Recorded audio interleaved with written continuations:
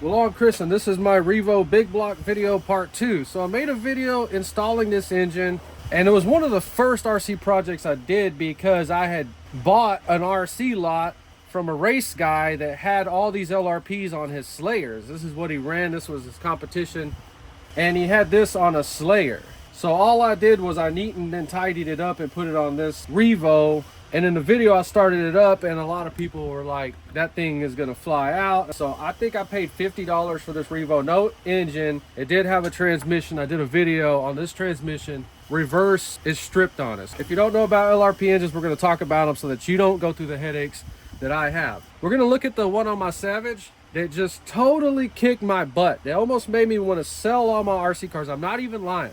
I'm new to NITRO RC, and that's one thing I'm noticing about people. They have an opinion, but their opinion is based on nothing. They'll tell you something, but it's based on nothing. RC channel said that thing was wrong, and they said I had the wrong tooth pitch. What totally kicked my butt on the other one was I got that engine started. It started, and it just did all these inconsistent things. I could never get it running right. You start thinking you have an air leak. And if you search my last video I made, it's on glow plugs. I had my butt handed to me on freaking glow plugs. I knew there was different heat ranges for different stuff, but I generally thought they were all the same, and the bug really helped me. Go watch that video if you're new and don't know about glow plugs. So this guy bought this new, said it was just broken in. The other LRP we'll look at here was not from an RC guy, and he had been having problems with it, and he had screwed stuff up on it. So the first thing the other guy had wrong was the glow plug in it.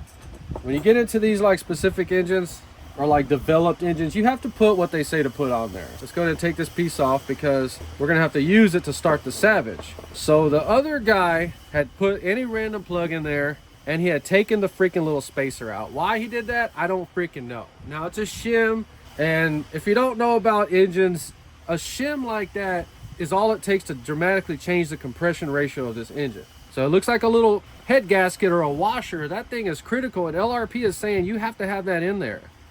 They sell a bag with 3 of them. I'm about to make a purchase, but LRP stuff is freaking expensive, man. I don't like how expensive it is because it's from another country. I don't know where this is made, but it's far away. And just to put in perspective, the freaking glow plug and the little shim is going to cost me $33. Not this piece right here, not this button, just this pack of shims.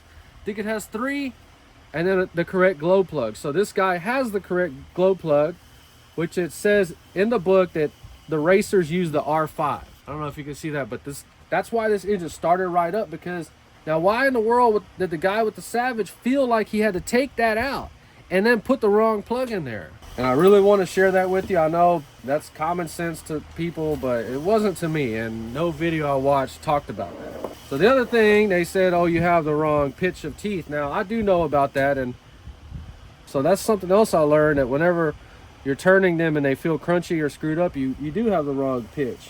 No, it feels good, but pay attention to that. So all the information on the LRP engines are on there, but they're very specific and they change. So you can't just look at a .30. You have to look at the exact one you have, because the carburetor settings will be different for it. That's kind of a little tight. That does not have any clearance in it. So I was new, didn't know. I took all the clearance out of that. That's all I was saying in my other video. All these people that watch these videos trolling RC stuff, why don't you tell me what I'm doing wrong? You just go around, oh, look at that idiot, don't know what the hell he's doing. So all that looks good. This is all ready to go. Now let's see this part right here. So has the one-way bearing attached to this piece. So once you look in there, you can see it has an E-clip.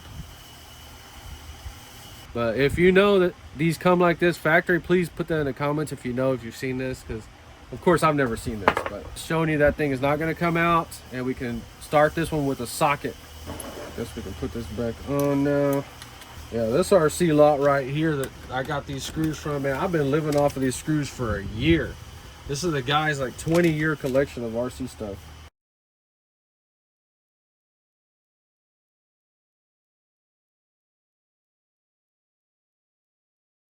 All right, so I have freaking lost the freaking transmission parts I have brand new. I don't know where they are, so we're gonna skip that. Let's just go ahead and jump on the Savage and just kind of wrap this video up. So all that big block, I have video on it. Go check it out, and you see that what was done right there to keep this from coming out, and we just start it with a drill like I did in that video. This engine is really, really good. So this is my first restored Savage. This is the first Savage that I got. It's a X3. It has that 3-speed transmission. I bought new servos for it, totally restored. There was a few parts I had to buy. I did a video on this one twice. New body, never run it with this body. So this freaking LRP, god dang it, man. I thought it was that one, and I actually got it started, and then it just could never get the initial tune on it, and it freaked me out so bad. So today, hopefully we're gonna put that stuff on there. Let's see how this one was. So this guy, I felt bad for him. He was super cool, but you know, like mechanical stuff wasn't his thing. All right, so this is exactly how it was on there. It had the wrong glow plug in there, and look, he took the freaking spacer out. Why? Now you want to check and make sure it's not on this side. This engine has debris in it. You can't see it, but it has pitting, like little pieces of metal, something. And you can see little specks of trash. Yeah, it's like embedded in there. It's almost like there was too much compression on there, and the piston pushed all that stuff into it, like it had trash in it. Because look at it, you can kind of see it on there. So yeah, do not run it without the spacer. That's what he did. Wrong glow plug. We're just going to put this whole piece from this one in there with the correct glow plug. If this thing starts up, I'm going to be so freaking happy. But I guess if this one starts up right now, I'm going to go ahead and order for $33 the shim kit and the correct glow plug. Okay. So this one has new servos in it. Dang. All right. I'll try to start it up live right here, hopefully for the first time. I almost lost my mind on this damn thing because it makes perfect sense right now because I busted 2 zip cords, and it would make sense because the compression was too high. It was real hard to start. I kept having to loosen the plug, but I got it to run a little bit, so I kept messing with it. I'm running 25%. You know, so I apologize if I don't run them. It's because we're in the back of my yard on a Snap-on truck. I have to get these things ready, put them in my truck, and I go run them at work. My neighborhood, the freaking people drive down these streets at 60, 70 miles an hour sometimes. And if you're not looking in both directions, which is nearly impossible when you run these RC cars, there'll be some idiot, as soon as you turn your head, coming down the road 50, 60 miles an hour. So that's why I don't run them in front of my house. All right, so let's go ahead and prime this one up. It's trying. Oh my God, oh my gosh. You don't know how. Oh my God.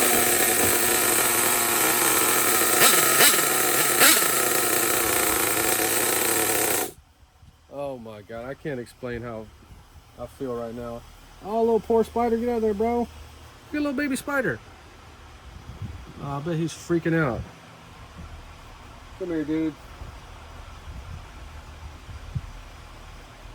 Man, imagine being a little tiny baby spider, man.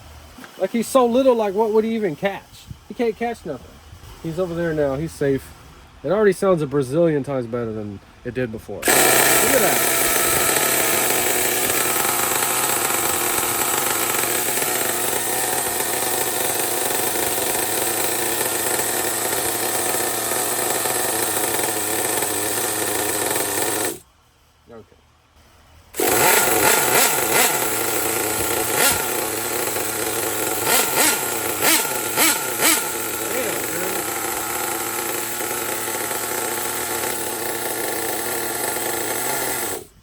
Alright, well, I'm going to go back and read the carburetor settings.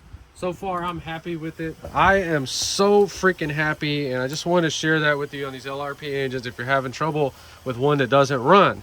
You see what we did, or what we didn't. We didn't have the shim on there, raising the compression of the engine too much and causing me to break 2 pull strings. I'm not even going to put that footage in there. I was really mad. I swear, I closed this freaking thing up, and I walked away from NITRO RC for, well, in here for about 2 weeks. I was running my cars, but we're still trying to learn how to make the running videos. I don't want to do like everybody else and just glue a freaking GoPro to my figure. I don't like videos like that. Can't watch them. So the most important thing on an RC car is getting the thing to idle and have a consistent idle. That's step one always. You see, we were having to pinch the line to get it to stop. Now the picture with the settings is on this phone I'm recording with. That's why we can't do it, but I'm so happy. Big sigh of relief. You don't understand how this was frustrating me, and it made me sick to my stomach. It literally did, because I was in here trying to get it started, and that unburnt, partially unburnt fuel will give you a headache.